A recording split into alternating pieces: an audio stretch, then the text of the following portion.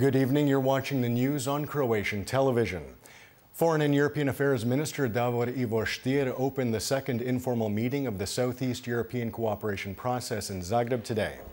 Representatives from all 13 member states, including Turkey, participated in the meet. Among the group's goals are to provide support in the European integration process and strengthen cooperation in the fight against terrorism. Today we identified the need for cooperation among all the countries of Southeast Europe when migration is concerned. It is important that Turkey is here with us because Turkey will have a vital role in that regard. The other point we agreed on is the need for cooperation against extremism, especially terrorism. Prime Minister Andrej Plenković unveiled the newly completed joint cadastre and land registry database today. The project, which cost €8 million, was started in 2007. The unified digital system will make it easier to access documents. This project aims to eliminate bureaucratic red tape and allow everyone to resolve these issues from the office or home. Parliament Speaker Božo Petrov today commented on a statement from European Commission President Jean-Claude Juncker in which he called on Croatia to abide by the ruling of the arbitration tribunal in the Slovene border dispute with Croatia. Petrov said that Croatia will not participate in the arbitration process as it has been compromised by the actions of some of its members. Prime Minister Andrej Plenković echoed these statements. Croatia will resolve open issues with Slovenia, such as the border demarcation on land and at sea, in another way, not through the arbitration process, which has been compromised due to the actions of the Slovene side, the result of which both the Slovene representative in the process and the Slovene member of the judges panel resigned of their own accord. The fact is that this kind of statement is completely irrelevant and unacceptable for Croatia. Croatia withdrew from the arbitration proceeding after it was uncovered that Slovenia had engaged in backroom deals in order to secure a favorable verdict.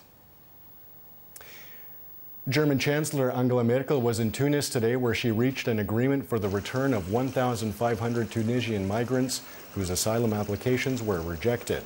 In return, she offered Tunisia €250 million in aid for development projects. The Syrian army, aided by Russian warplanes and Iranian-backed militia, has taken the city of Palmyra, wresting it away from ISIL forces for the second time in a year. The Islamic State of Iraq and the Levant have withdrawn from the city completely, and President Bashar al-Assad's forces are now clearing the area of mines.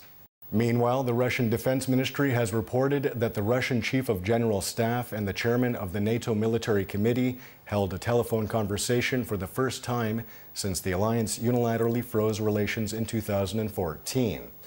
Among other issues discussed, the focus was on security and the possibility of restoring military interaction. U.S. President Donald Trump has said that he plans to expand the U.S. Navy to the largest it has ever been, raising the number of aircraft carriers from the current 10 to 12, and bringing the total number of ships in the fleet to 350. We will give our military the tools you need to prevent war and, if required, to fight war and only do one thing. You know what that is? Win! Win! On the advice of his staff, U.S. Attorney General Jeff Sessions has recused himself from any probe investigating communications between Trump aides and Moscow. Sessions, however, rejected calls for his resignation. Democrats are accusing him of lying under oath during his confirmation hearing before the Senate about his contacts with Russian officials during President Trump's election campaign. Let me be clear. I never had meetings with Russian operatives or Russian intermediaries about the Trump campaign. And the idea that I was part of a, quote, continuing exchange of information during the campaign between Trump surrogates and intermediaries for the Russian government is totally false. According to a report presented in Brussels today, Croatia ranks 24th in the EU when it comes to digital development. The report states that Croatians are above average internet users and their digital skills are steadily progressing. However, Croatia's low performance in connectivity could slow down the continued development of its digital economy and society. There are still too many differences between countries. The gap between countries' overall digital performance is still there. Countries need to act now so that we reduce the digital divide. Otherwise, we may risk ending up with a two-speed Europe on digital.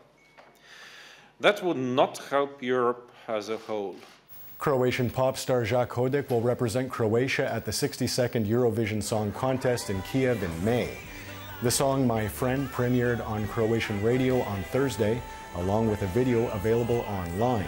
An official video is set to be released next month. Words cannot describe how excited I am. The song My Friend, which I've been working on for months, actually more than half a year, premiered today. My fans are writing to me that they're excited. I tell them they're not nearly as excited as I am.